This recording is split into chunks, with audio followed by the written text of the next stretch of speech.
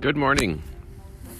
It is one day later, and I am bringing you the third episode in the series Living with ADHD and CPTSD.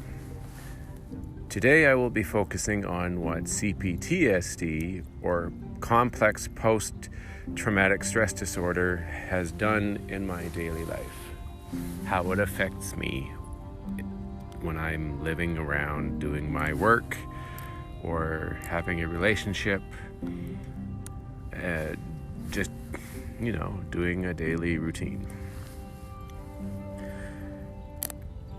Now, before I begin, like always, this is a real-time recorded beginning to end podcast. There is no pausing, no editing, or adjusting of the audio that is being presented to you. Okay, so, excuse me. Back about a year or so ago, I have been recently diagnosed with CPTSD, or complex post-traumatic stress disorder. I have been seeing a psychologist since July of 2019. Actually, 2020, excuse me, now that I think about it. And I remember talking to him and my girlfriend also discussing this with me and being diagnosed with having CPTSD. And if you've listened to my first podcast, you will have a description of it with symptoms and issues that it can bring up. If you haven't, please go and listen to the first episode and then come back to this, the third episode of the series. Now, this is a very complex and very difficult disorder to describe and to explain to you, the audience, exactly what it does. Excuse me, just been drinking some coffee. Imagine growing up in a family where you are not loved, not taken care of. And this repeats itself again and again, multiple times during the day, or each day, each month, for years on end. They don't take care of you. They may physically harm you. They may even, God forbid, sexually assault and harm you and tell you that you're no good. You may have been brought up by narcissistic parents, either one of them or both of them. And you don't realize when you're a child that this is happening to you. You are experiencing traumatic events again and again, and life is scary. Life is dangerous. You need comfort and security when you're a child to grow up and have a healthy life, to feel cared about and to feel secure in your day-to-day. Now, I'm not saying that personally I grew up with parents who didn't love me and physically abused me. That's not the truth, but I did experience situations numerous times throughout my childhood that did create traumatic events, which I am now experiencing in triggers or flashbacks. Now, you may ask, what is a flashback? I am going to quickly go over what a trigger and a flashback is so that you have a better understanding while I am talking about it through the episode. A flashback is an event where you experience trauma in real time that has occurred in your past. So your system is believing that you are experiencing this trauma today, now, when in reality you have actually experienced it in your past. It's just being brought back in your mind, and you are believing that you are experiencing this trauma today.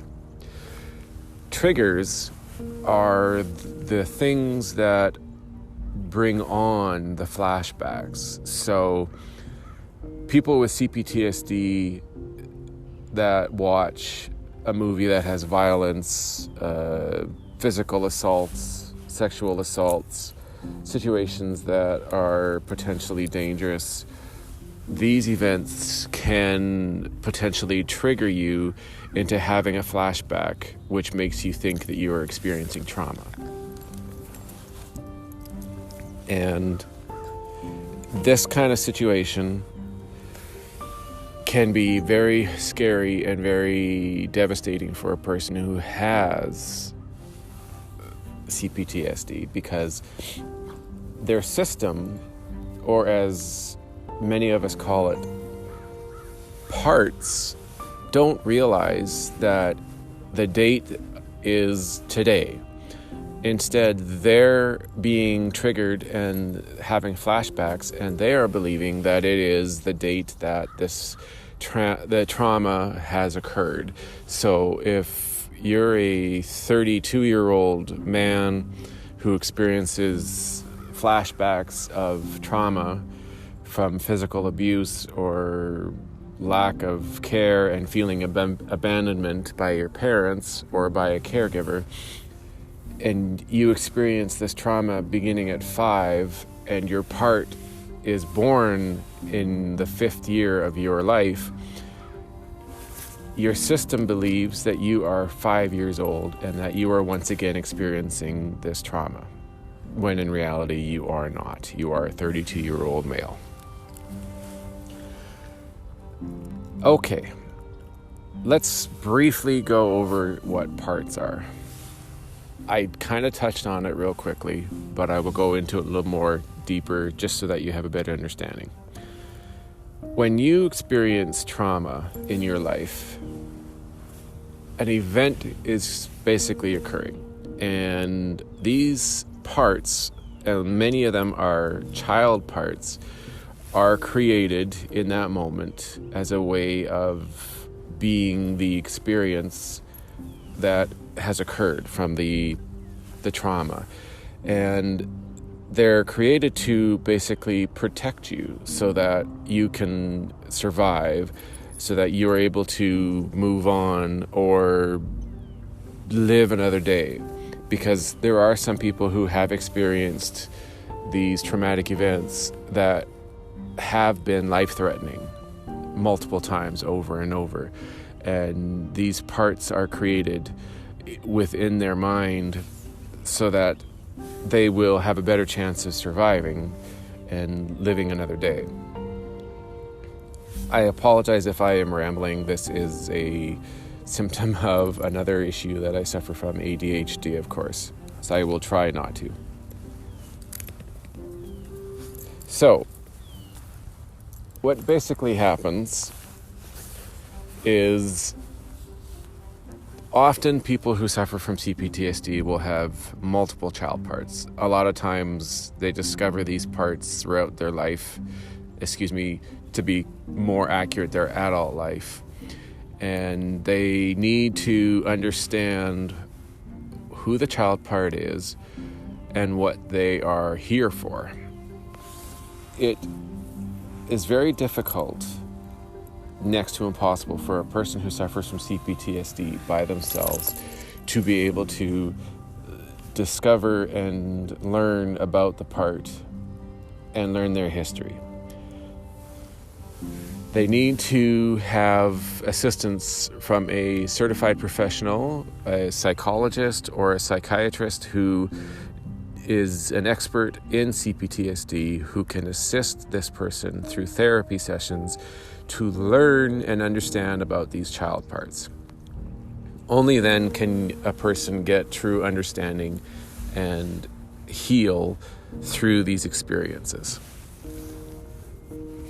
I have both been learning from my therapist and also through another person who I know who also has CPTSD.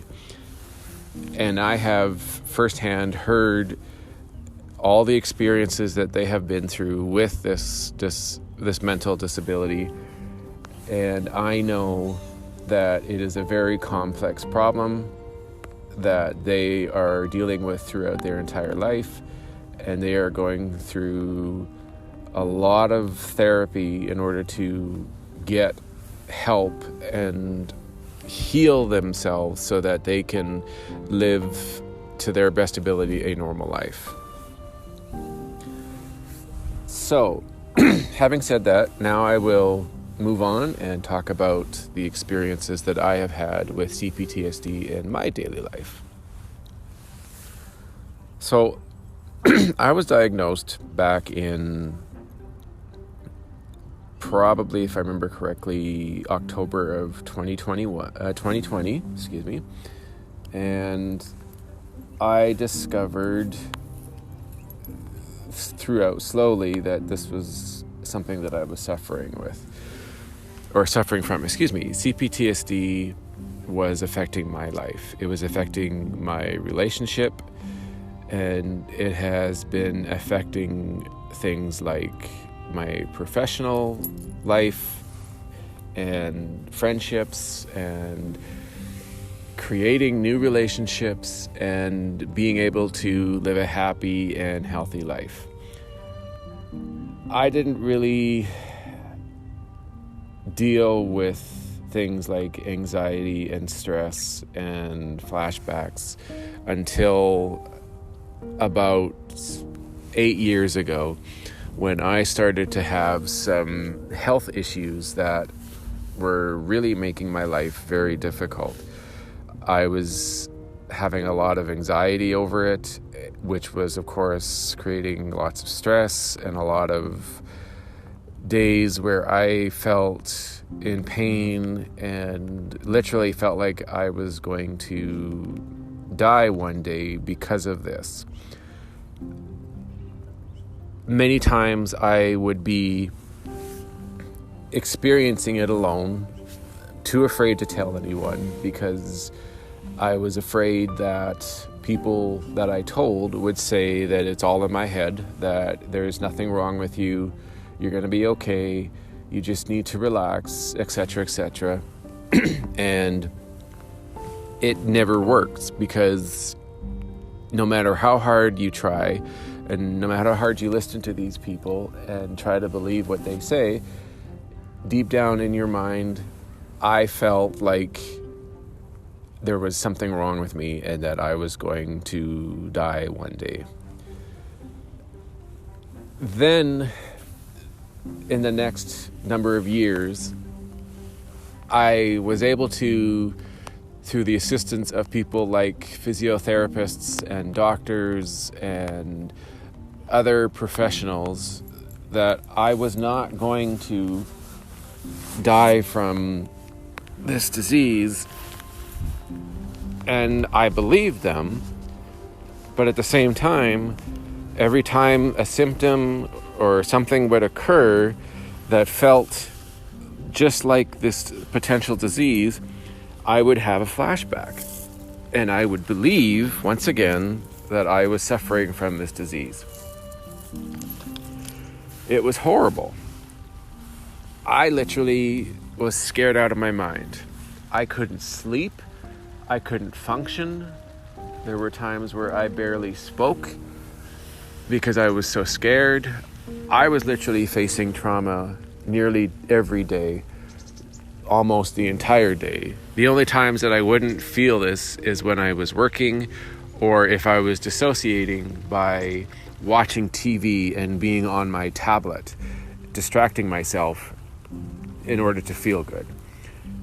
And what ended up happening is a way that I tend to deal with stress and with anxiety is by eating. And eating a lot. So I went up to a nice total of 242 pounds, which is way above what I should be at. But it was my way of dealing with the stress and the anxiety and the trauma that I was experiencing again and again. It was very difficult to get any help. I didn't trust therapists. I thought that they didn't know me, they couldn't help me, and so I suffered alone. I literally didn't tell anyone. And then back in 2019, when I met my girlfriend,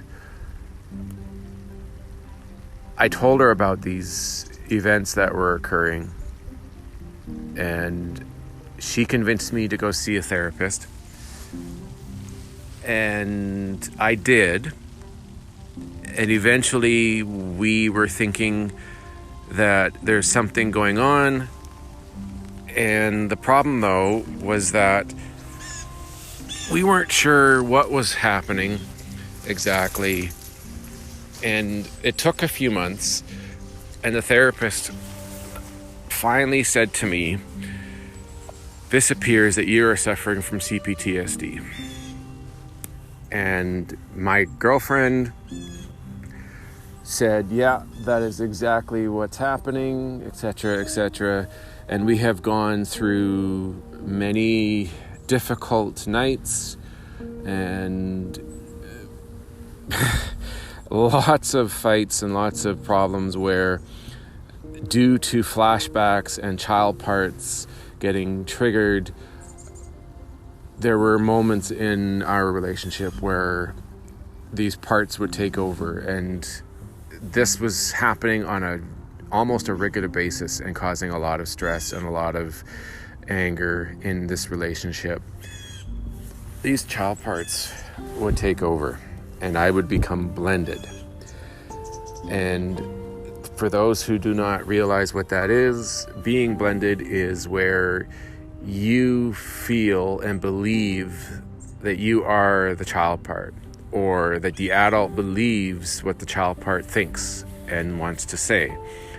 And so you need to try and do techniques to ground yourself, to unblend and no longer be mixed with this child part or parts, because you can have multiple parts active at the same time. They can get triggered through traumatic events, and then you're having to deal with multiple parts believing that they are being traumatized and are being activated to try and protect you, the adult. It's very, very difficult and creates so much stress, not just for your partner, but for yourself. You honestly don't know what to do with yourself. You are afraid. You don't even realize what's happening. You get triggered, and if you're blended, a lot of times you aren't even aware that you are blended and that you are triggered. So let's continue on here. I would get triggered and I'd have a child part or multiple child parts become active.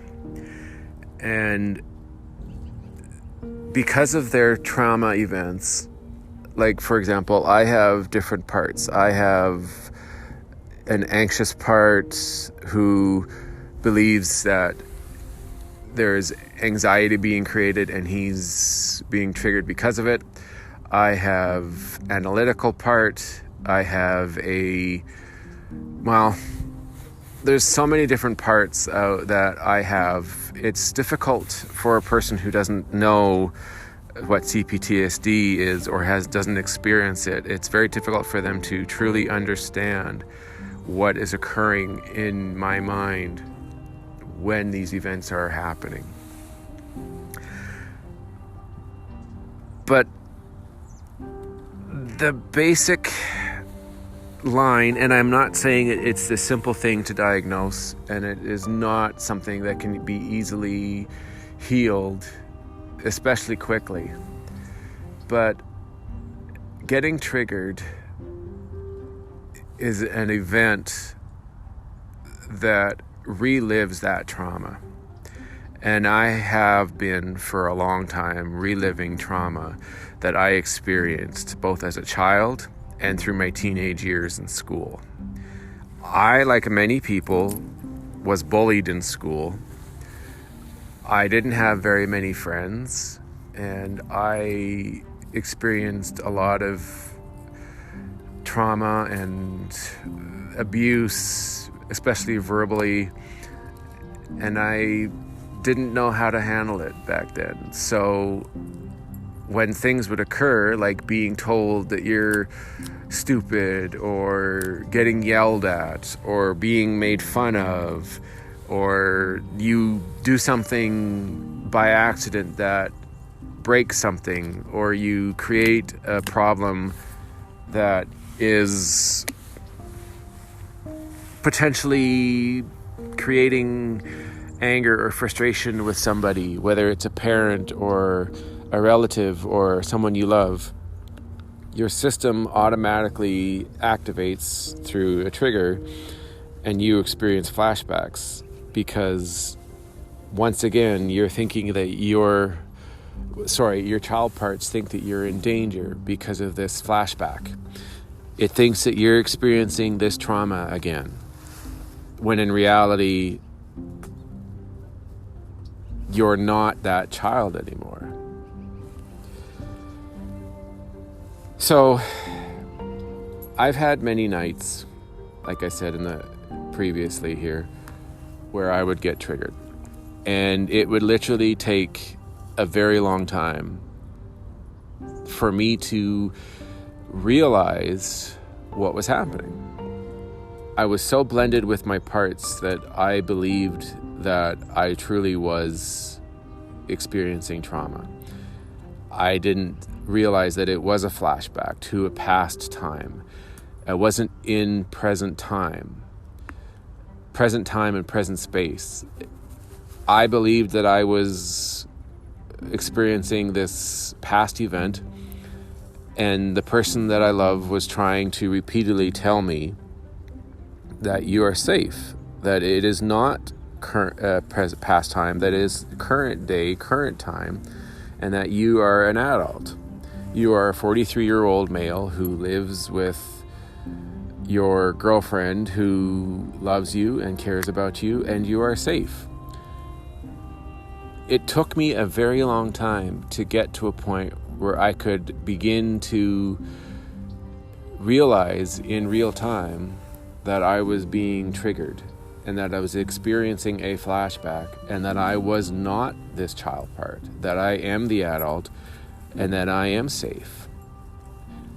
And I have to do what is called a 4-step process in order to, as experts and the therapists would call it, updating my parts so that they can heal, and so that you can have better control of your system and have a less chance of being triggered again and experiencing these flashbacks. So, my first step in the 4-step process was basically to unblend. To realize that I am the adult, that I am not a child part. Once I have done that, and there is no set time frame for this to occur, then the next step is to be open and listening to the child part or parts that became triggered, and to find out what they're experiencing, why they're helping you, and to get information from them. Because in order for you to be able to have any chance of updating these parts, you need to know what is happening and who they are, where they're from, and what their experiences are. So once you are able to listen to your parts and get information and learn about their experiences, then you need to be with them. Basically sit with these parts, understand their fears and their feelings, know what they're about, they need to trust you, because they need to know that they feel safe, that they're trusted, and that they are able to explain to you the triggers and the flashbacks that they are experiencing. Without that trust, there is no possible way for you to be able to update these parts successfully and be able to heal your system so that in the future you'll be less likely to experience these flashbacks. Now, if you are able to complete the first 3 steps and you are successful enough that you feel that your parts are trusting you, then you can update these parts and show them, whether it's visually or just verbally through yourself, that they are safe, that they are okay. And what I've been told is this is how you can talk to your parts. You can say to your parts, hello part. So you can give a name to the part. So let's say 5-year-old who's afraid of being hit. So you can say, hello 5-year-old part. I understand your fears and your concerns, but you are safe. Today is September 18th, 2021. You are a 43-year-old. I am a 43-year-old male. I live in the city. I live with my girlfriend, and we have this nice, beautiful house, and you are safe. You live in an environment where you are in control, and you do not have to fear anyone. You are no longer in danger. You have the ability to protect yourself, and you can do this. You are safe. Now, I want you to understand something. You will not necessarily heal after one update with your parts. It will take multiple sessions with your parts of talking to them, listening to them, gaining their trust, and updating them. This will have to happen repeatedly, many times, over many days, over many years, and that's just one part. If you've got multiple parts, and there are people out there who have dozens of parts, each with their own different flashback and their own experiences of trauma throughout your life, you will need to update these parts. You need to sit down with them, you need to listen to them, and you need to talk to them. And they need to gain your trust. Through years and years of work, through self-processing, through assistance with therapists, with experts and your loved ones, eventually you will get to a point in your life where the need to update these parts will become less and less necessary. There's no guarantee that you'll be able to live day to day without ever experiencing flashbacks. True, you will have better control and you will be able to update your parts quicker and have less experiences of your past traumas. But unless you do all the work and you try very hard and you do the sessions and you do the updating, it's going to be a difficult road ahead for you. I'm only in this since about, like I said, a year or so. And fortunately, due to the help that I have from my girlfriend and from my therapist and people that I know, I have made a lot of progress.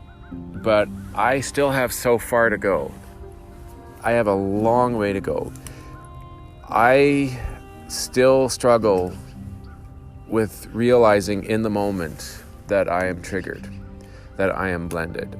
I have a difficult time sometimes realizing it and stepping away.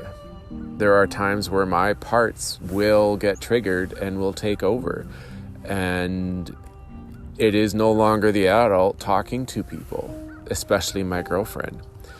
And these situations have very often created a lot of anger and a lot of stress. And I have said, as my child parts, hurtful things to my partner that I didn't even know I was doing. It's created a lot of unnecessary harm and hurt in our lives, and I have done a lot of work. I didn't always process when I got triggered. I would instead dissociate or as well zone out. I would sit by my television and I would watch hours of TV.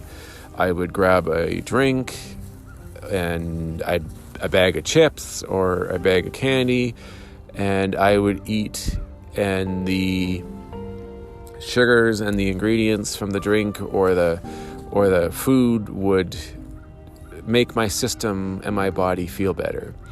And instead of actually dealing with the trauma and the flashbacks and doing the proper work and trying to update my parts, I would try to walk away, or in a more,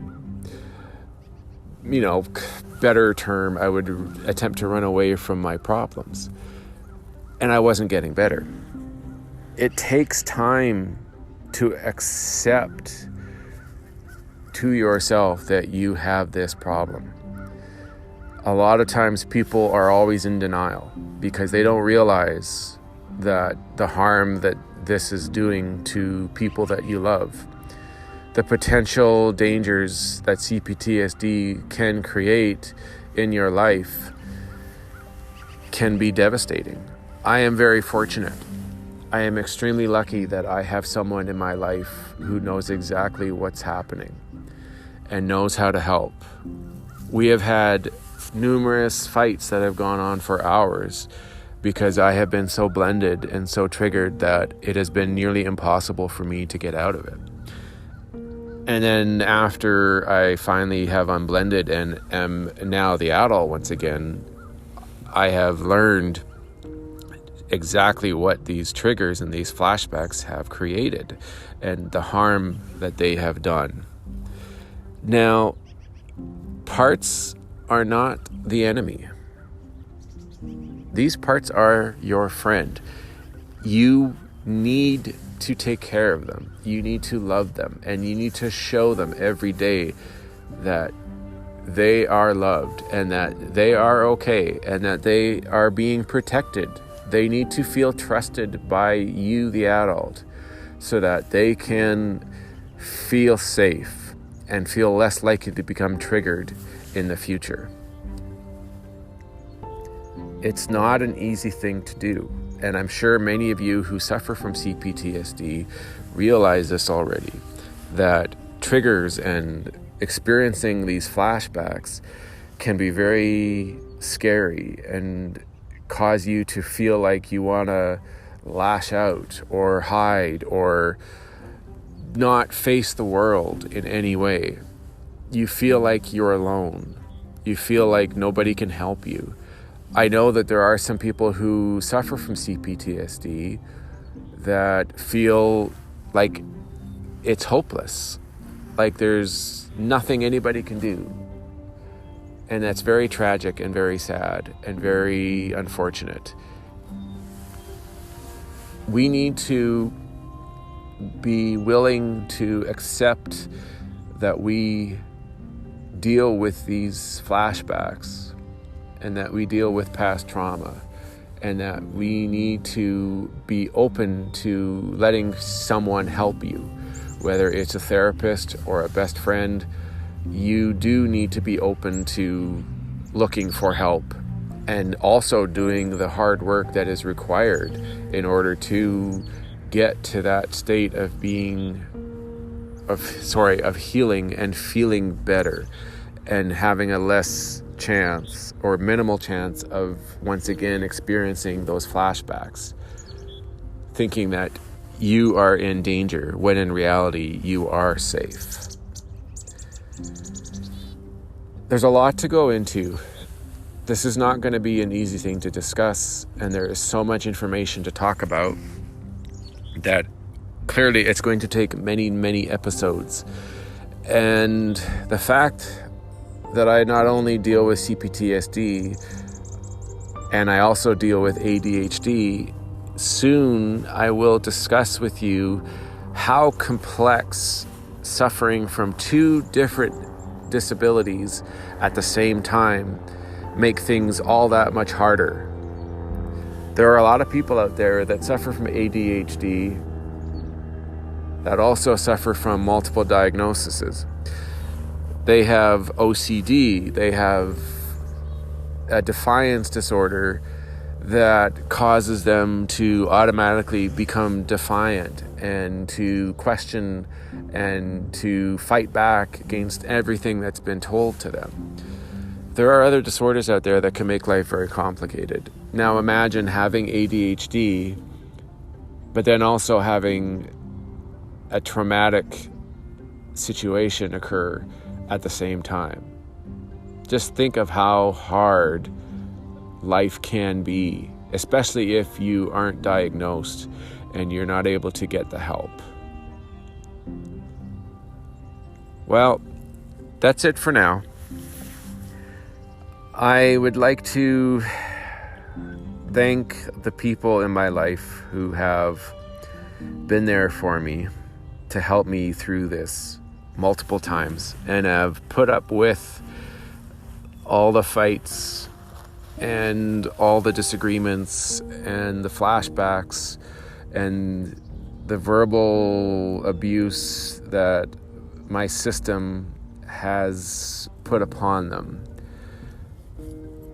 There is nobody to blame but those who have in the past put this abuse on you. But you can get help, and you can, over time, heal and get better. I do recommend looking for help. If you aren't seeing a therapist, go and find a proper therapist who knows what CPTSD is and is a professional and will be able to help you. If you suffer from ADHD, talk to your doctor. They can prescribe medication. They can get an official diagnosis done, and then you can get the proper help. But dealing with two at once can just make this all the more difficult to handle, and your life can be very difficult. But you are not alone. There are people out there like myself. There are hundreds of people on Twitter, on Facebook. There's YouTube videos and series that you can watch that has a lot of helpful information. There are a lot of psychologists and experts in ADHD and CPTSD out there who you can watch and get information from, and you can get assistance from. But ultimately, the best help is to go see a therapist. I realize that therapy is not an inexpensive thing. If you do have health coverage, I definitely recommend using it and going to talk to them. Tell them about what you're dealing with. Be open and be ready to express how you feel about it. The more you tell, the better odds you have of getting healing exposure and being able to live a healthier, happy life one day. I really want you to try and do it. I know it's not easy. I know it's tough, and I know that you can feel alone, but you aren't. There are so many people out there that want to help. I recommend you go and do it. All right. This is the end of the 2-part weekend series. This one was on CPTSD. Please subscribe to my podcast. Stay tuned for new episodes. I'll have another one next week. I am not 100% sure what it will be about, but it will definitely be about my experiences with ADHD and CPTSD. Okay, everybody, enjoy your weekend. It is the fall, but it's so beautiful outside. All right. Talk to you later. Bye, everybody.